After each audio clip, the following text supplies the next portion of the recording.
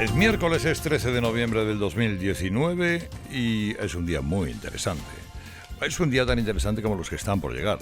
Son días en los que cualquier vaivén, cualquier impresión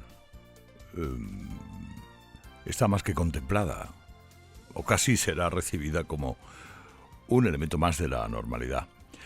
Por cierto, de la anormalidad en Cataluña, pues a esta hora la estación de l'AVE en Gerona está custodiada por Mossos ante la protesta convocada por Tsunami. Han tenido que asistir a ancianos y personas con problemas de salud atrapadas en la AP7 porque la han cortado en Gerona. Han activado el reparto de comida y mantas para ocupantes de vehículos atrapados en cortes varios. Sobre la 1 de la madrugada había 500 vehículos que no podían circular por la acción de los manifestantes. Los CDR han emitido un último comunicado en el que aseguran nuevas acciones bajo el lema Independencia o Barbarie.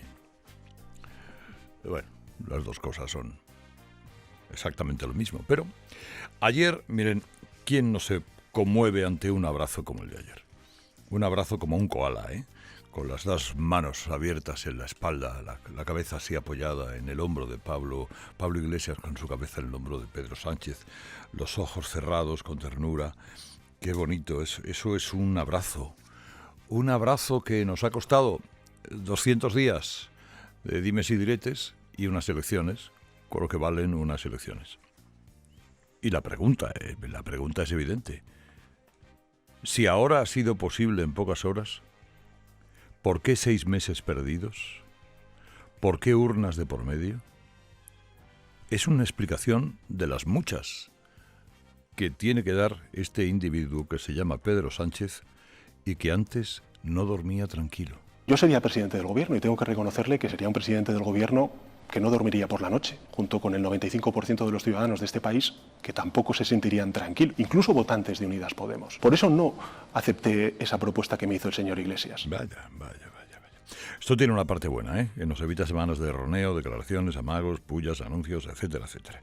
La voluntad está muy clara. Faltan los apoyos, ahora se lo explico. Ayer un acuerdo con todos los tópicos del buenismo, del progresismo y de las cartas a los Reyes Magos posibles. Pero un abrazo de un señor que decía que no se podía permitir el lujo de tener un vicepresidente que habla de presos políticos. Algunas veces hablando con Pablo Iglesias también, en privado, pero también en público le he escuchado defender que en España existen presos políticos. Y yo le he dicho que en España no existen presos políticos. No me puedo permitir el lujo de tener a un vicepresidente del gobierno que por lealtad lo único que haga sea mirar para otro lado o silenciar. Este es del que decía al que nunca daría las llaves de su casa. Antes se las daría a Trump o a la Merkel o a Rajoy, etcétera, etcétera. Él, el que nunca iba a pactar con el populismo, porque provoca pobreza y desigualdad. Ni antes ni después el Partido Socialista va a pactar con el populismo. O sea, no. No pactará con el populismo. El final del populismo es la Venezuela de Chávez. La pobreza, las cartillas de racionamiento, la falta de democracia y, sobre todo, la desigualdad. Bueno, Pedro Sánchez es además de un trilero, es un cínico, sin ningún tipo de escrúpulos. Sin ningún escrúpulo. Acepta todo lo que hace 2 meses le quitaba el sueño. Lo cual demuestra que hace 2 meses también mentía. Este acuerdo, cuidado que estos han firmado 3 ya como este, ahora necesita, no es suficiente para formar un gobierno. Ahora hacen falta el concurso de algunos indeseables que no sabemos qué van a pedir a cambio. Lo podemos entrever, pero de formarlo será el primer gobierno populista de la historia de nuestra democracia. Populismo de izquierdas, que se autotilda de progresista, pero que no pasa de ser una coalición social comunista. De la que vuelvo a decirle, es que yo le volvería a poner verdad permanentemente en bucle las palabras que hemos seleccionado de la hemeroteca traicionera de este señor, de Pedro Sánchez. Miren, Pedro Sánchez Ni siquiera consideró por un minuto crear un gobierno constitucionalista. Ni siquiera. Entre los dos partidos que han firmado este acuerdo han perdido 1,5 millones de votos. Y sabe lo que significarían nuevas elecciones, lo que arriesgan sometiendo a debate este pacto entre sus cuadros dirigentes. No digamos ya entre la soldadesca, que seguramente le diría que sí, porque claro, qué felicidad máxima puede haber para un progresista de corazón que estos dos firmando un acuerdo en el que en el que hablan de una carta a los Reyes Magos. ¿Qué se puede esperar de un gobierno que protagonizan estos dos personajes y además apoyado por la gente que ahora, si quieren ustedes, empezamos a calcular quiénes podrían ser? Hombre, desde luego, recorte de libertades no lo descarte. La fragmentación de la sociedad, a una de cuyas mitades van a estigmatizar. La inestabilidad constitucional, el endeudamiento, que es empobrecimiento, el robo manifiesto que van a poner en marcha con impuestos, subida de impuestos a mansalva, que provocarán desempleo y además inestabilidad en una legislatura que vaya usted a saber lo larga que puede ser si es que nace. Imagínense dónde habrá quedado todo lo que dijo este embustero, este mentiroso compulsivo, que es Pedro Sánchez.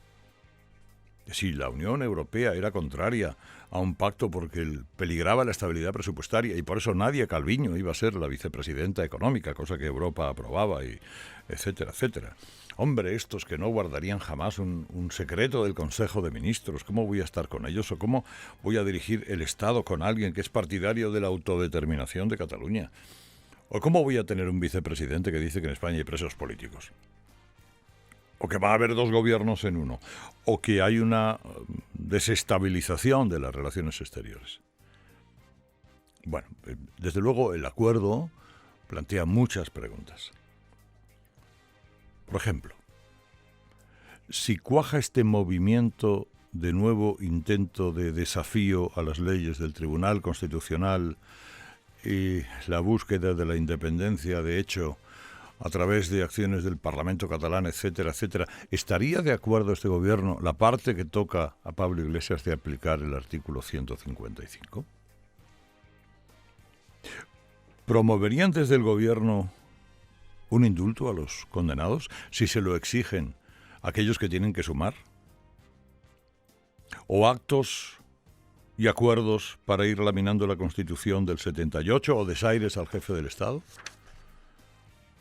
Pues, miren, la coalición que tiene que formarse para que salga un gobierno después de este acuerdo es una coalición en la que tiene que haber un gobierno perfectamente indeseable, de retroceso, que tiene que haber presos golpistas, peronistas, cómplices del terrorismo, chavistas, carlistones vascos, todos los cantonales que haya por ahí sueltos, todo reaccionario que se quiera apuntar de todo pelaje.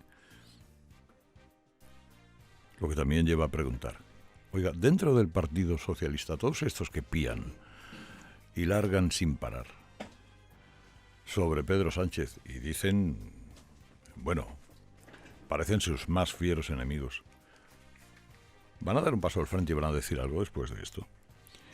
¿Alguien en el Partido Socialista va a pedirle explicaciones a Pedro Sánchez? ¿Alguien le va a decir que pone al PSOE en manos de la izquierda radical, de los independentistas, que lo que reclaman básicamente es plurinacionalidad, referéndum, indultos y etcétera, etcétera, o se callarán como corderos degollados? ¿Qué es lo que parecen?